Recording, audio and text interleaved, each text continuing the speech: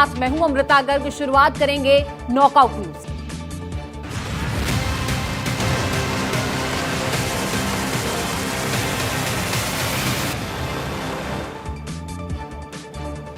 सबसे पहली खबर बीएमसी चुनाव को लेकर। बीएमसी चुनावों को लेकर अब ठाकरे के गढ़ पर एकनाथ शिंदे गुट की नजर है।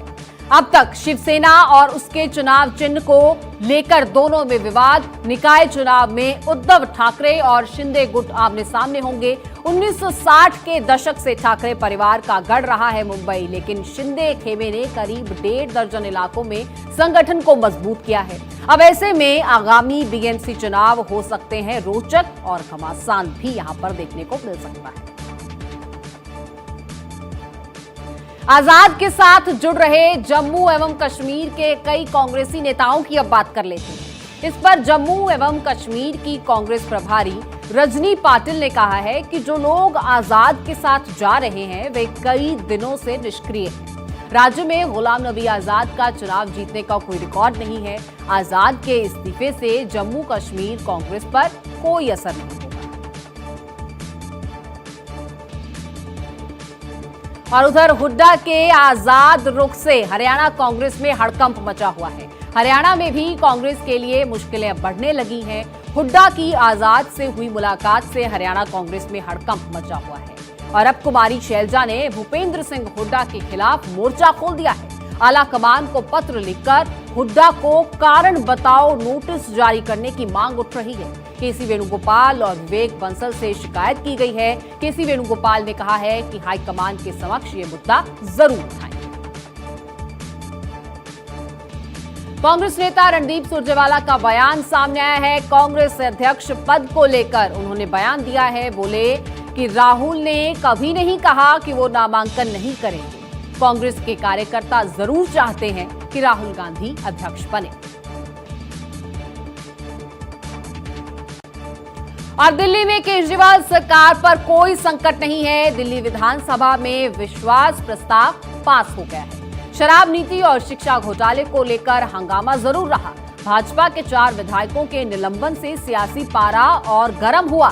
केजरीवाल के विश्वास मत प्रस्ताव में लेकिन 58 वोट पड़े, जबकि विरोध में कोई भी विधायक खड़ा नहीं हुआ।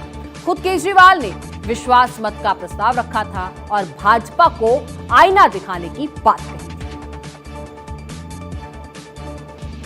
और 7 सितंबर से मेक इंडिया नंबर 1 यात्रा शुरू करने जा रहे हैं अरविंद केजरीवाल और इस सिलसिले में हरियाणा में 7 और 8 सितंबर को समारोह होगा। 7 राज्यों से विधानसभा चुनावों के मद्देनजर आम आदमी पार्टी की रणनीति देखने को मिलेगी। सभी राज्यों में रैलियों, बैठकों और तिरंगा यात्राओं के आयोजन की तैयारी होगी और हरियाणा से शुरू होगा ये पूरा अभियान। आम आदमी पार्टी का अखिल भारतीय अभियान हरियाणा से शुरू होगा।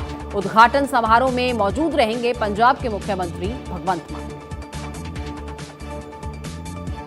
और तीस्ता सीतलवाड़ की जमानत पर आज की सुनवाई पूरी हुई और तीस्ता सीतलवाड़ की जमानत पर कल फिर से सुनवाई होगी। सुप्रीम कोर्ट में कल दोपहर 2 बजे फिर ये सुनवाई होगी और सुप्रीम कोर्ट ने कहा है कि तीस्ता पर कोई भी यूएपीए या पीपीटीए जैसा आरोप नहीं है। सॉलिसिटर जनरल से सीजेआई ने ये तक पूछ लिया है कि तीस्ता सीतलवाड़ के खिलाफ आखिर क्या सबूत है।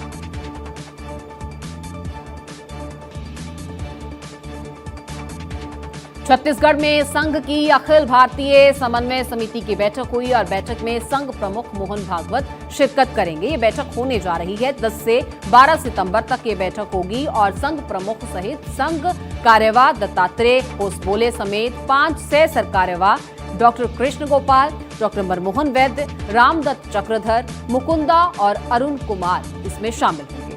अखिल भारतीय संपर्क प्रमुख रामलाल और अखिल भारतीय प्रचार प्रमुख सुनील अंबेकर भी इसमें शामिल होंगे। संघ से जुड़े 37 संगठनों के राष्ट्रीय अध्यक्ष, महामंत्री और संगठन मंत्री भी इसमें शामिल होने के लिए पहुंचेंगे। संघ ने कोरोना काल के बाद संघ के विस्तार पर अब जोर दिया है और हाल ही में शेखावटी में आयोजित हुई थी संघ की अखिल भारतीय प्रांत प्रचारक बैठक। इस बैठक में आगे संघ में युवाओं की सहभागिता पर जोर दिया गया था और अब संगठन के विस्तार को लेकर आने वाले वर्षों के लिए भी रणनीति बनाई जा रही है। 2024 तक देश भर में 1 लाख स्थानों तक शाखाओं को ले जाने का लक्ष्य रखा गया है और 2025 में आपको बता दें कि संघ के 100 वर्ष पूरे हो जाएंगे। पृथ्वीराज चौहान के खिलाफ कार्रवाई की मांग उठ रही है। ओवरसीज कांग्रेस के सचिव वीरेंद्र वशिष्ठ ने यह मांग की है। कांग्रेस के अनुशासन समिति सदस्य तारिक अनवर को चिट्ठी लिखी गई है बाकायदा, और चौहान ने राहुल गांधी और नेतृत्व की कार्यशैली पर भी सवाल उठाए थे। पब्लिक फोरम में सवाल उठने की शिकायत भी उन्होंने की। पटना में नीतीश कुमार के नए पोस्टर लगे हैं। पटना में जेडीयू अध्यक्ष के बाहर नीतीश का ये पोस्टर लगा है। पोस्टर में लिखा है, प्रदेश में दिखा, देश में दिखेगा। दूसरी ओर तेलंगाना बीजेपी ने केसीआर पर निशाना साधा है। कहा केसीआर को अपने राज्य पर ध्यान देना चाहिए। प्रेस कॉन्फ्रेंस में विपक्ष की फूट अब उजागर होने लगी है और केसीआर की लंबी प्रेस कॉन्फ्रेंस के लिए नीतीश तैयार नहीं थे। मानो पटना की प्रेस कॉन्फ्रेंस केसीआर के लिए शर्मिंदगी थी। और सुशील मोदी को मिल सकती है बिहार बीजेपी की कमान, ये चर्चाएं। सुशील और नीतीश की दोस्ती काफी पुरानी है। महागठबंधन की सरकार बनने के बाद सुशील मोदी अब काफी एक्टिव हैं। बीजेपी आला कमान से सुशील मोदी को फ्री हैंड मिलने के भी संकेत हैं। यहां बिहार में एनडीए की सरकार के सूत्रधार रहे हैं सुशील मोदी और करीब 4 दर्जन प्रेस वार्ता कर नीतीश को अपने साथ लाए थे। इस बार भी भाजपा ने सुशील मोदी को ट्रबल शूटर बनाकर भेजा है। बिहार में महागठबंधन को घेरने को लेकर सुशील मोदी को कमान संभव है। सुशील मोदी की ओर से भी सहमति मिलने के संकेत हैं और महागठबंधन के पास करीब 48% वोट बैंक है। जहां आरजेडी की बात करें तो 23.11% वोट बैंक है। जेडीयू की बात करें तो 15.42% वोट है और कांग्रेस की बात करें तो 9.53% वोट है। वहीं वामदल को 4.64% वोट है तो भाजपा के पास 19.46% वोट है और लोजपा की बात करें तो 5.66% वोट के साथ एनडीए के पास 25% ही वोट है। ऐसे में बिहार में आगामी लोकसभा चुनाव में बड़े नुकसान का आकलन लगाया जा रहा है। और अब बात रांची की, जहां हेमंत सोरेन कैबिनेट की बैठक हुई और कैबिनेट ने 25 प्रस्तावों को मंजूरी दे दी है। 1 माह के लिए किराए पर लिया गया चार्टर्ड विमान भी यहां पर चर्चा का विषय रहा और झारखंड सरकार ने एक चार्टर्ड प्लेन किराए पर ले लिया है। चार्टर्ड प्लेन पर 2,06,50,000 का खर्च होगा। मुझे साथ नहीं रहना और मैं साथ छोड़ूंगी नहीं, ये कहानी है तेज प्रताप और ऐश्वर्या की। तेज प्रताप और ऐश्वर्या के तलाक पर फैसला 8 सितंबर को होगा। पटना हाईकोर्ट के जज ने निजी कारणों से सुनवाई टाल दी। जस्टिस आशुतोष कुमार के निजी कारणों से सुनवाई पूरी नहीं हो सकी। दोनों पक्षों के वकील भी जबकि कोर्ट में सुनवाई के लिए मौजूद रहे। तेज प्रताप साथ रहने को तैयार नहीं है, लेकिन ऐश्वर्या साथ छोड़ने को तैयार नहीं है। तेज प्रताप ने 10 करोड़ रुपए मांगने का आरोप भी लगाया। उन्होंने कहा कि मां से बढ़कर आखिर इस दुनिया में क्या है, कुछ भी नहीं होता। मां ईश्वर का ही दूसरा रूप है। जिसके पास मां का प्यार हो उसे और कुछ नहीं चाहिए। और तब क्या हो जब आपकी आंखों के सामने ही मां और परिवार को परेशान किया जाने लगे। ऐसे में क्या एक बेटे को चुप रहना चाहिए, ये सवाल तेज प्रताप ने उठाया। भाजपा कार्यकर्ता देवतुल्य है, ये अनिल राजभर का कहना है। दरअसल कानपुर दौरे में अनिल राजभर ने भाजपाइयों से लाल फीताशाही का फीडबैक लिया। अनिल राजभर ने भाजपाइयों को सरकार की आंख, कान और नाक बताया है। उन्होंने कहा कि सरकार भाजपा संगठन के कार्यकर्ताओं की आंख से देख रही है। अधिकारी सरकार के साथ संगठन को भी महत्व दें। सरकार के लिए संगठन ही सर्वोपरि है। कार्यकर्ता के सम्मान के साथ कोई भी समझौता नहीं होगा। और अब मध्य प्रदेश में नेतृत्व परिवर्तन की आहट सुनाई देने लगी है। सूत्रों की माने तो पिछले दिनों भाजपा के एक शीर्ष नेता ने भोपाल की यात्रा की और इसी यात्रा के दौरान भोपाल में करीब 20 घंटे बिताए। लेकिन इस यात्रा के बाद से ही मध्य प्रदेश के सियासी गलियारों में एक दिलचस्प चर्चा है।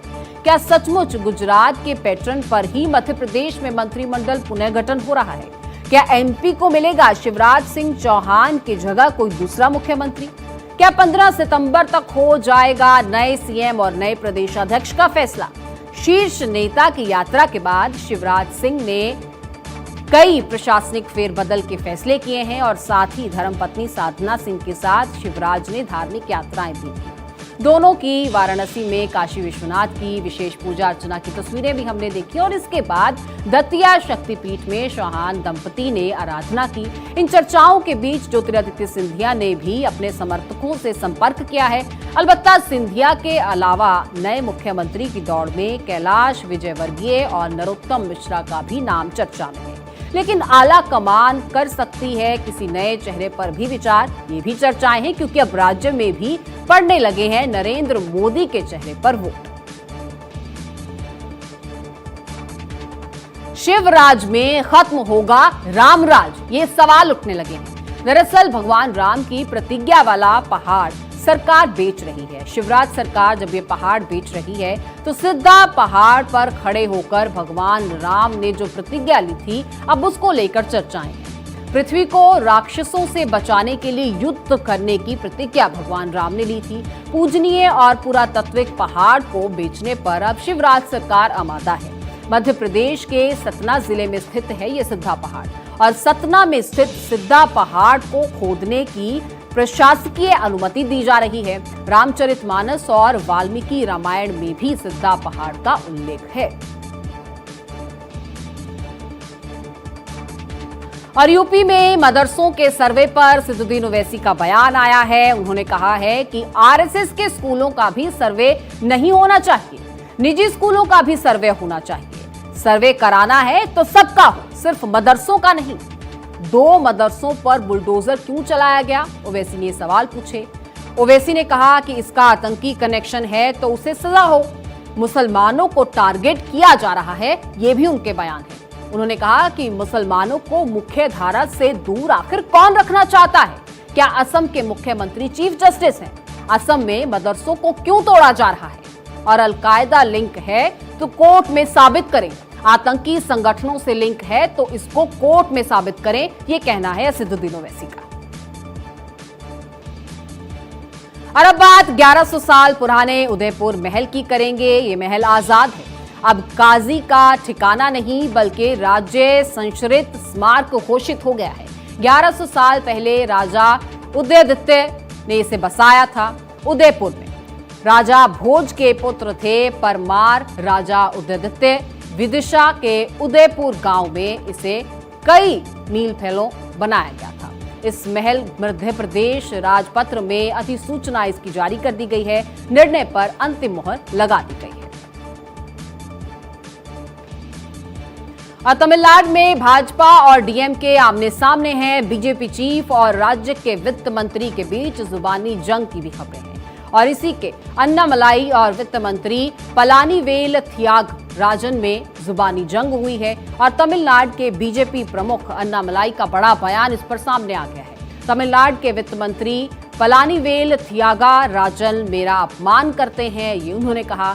मैं कोई जीसस क्राइस्ट नहीं हूं जो थप्पड़ मारने के लिए अपना दूसरा गाल आगे कर दूंगा। सोशल मीडिया पर आरोप प्रत्यारोप को लेकर सवाल लगातार उठ रहे हैं और सवाल के जवाब में जो अभी हमने आपको बताया वो भी एक दूसरे पर दागे गए। और एस राजमौली की फिल्म RRR अमेरिका में भी सुपरहिट है। बाहुबली 2 के बाद सबसे ज्यादा कमाई करने वाली फिल्म है RRR। मार्च में उत्तरी अमेरिका में 2000 थिएटर्स में लगी थी RRR और टिकटों की बिक्री 1.4 करोड़ डॉलर की कमाई हुई। नेटफ्लिक्स पर भी विश्व में 4.7 करोड़ लोग इसे देख चुके हैं।